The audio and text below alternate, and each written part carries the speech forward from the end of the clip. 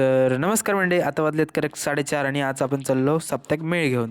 तर सगळी मंडळी विठ्ठल रखुमाई मंदिरात जमणार होती आणि सगळी मंडळी इलेली होती, म्हणून आम्ही गेलो लास्ट स्टॉपला आणि आपलो टेम्पो पण इलेलो. त्यामुळे आपण फटाफट सगळे बसलो टेम्पोत आणि डायरेक्ट आपण येऊन बसलो सप्त्याच्या लोकेशनला. आणि आपण आता चाललो मंदिराकडे. मंदिर बघा किती सुंदर आहे.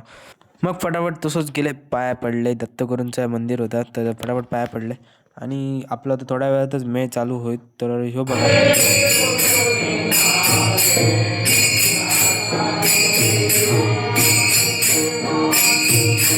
मेळ वेळ झालो आणि आमका आता चायनी लाडू दिलेनी होते, म्हणजे ते खालो आणि आम्ही आता चाललो. बाजूकच एक दुसरा दत्तांचा मंदिर होता, तर गेलो मस्तपैकी पाया बिया पडलो आणि आपण गेलो जरा नाश्ता करू.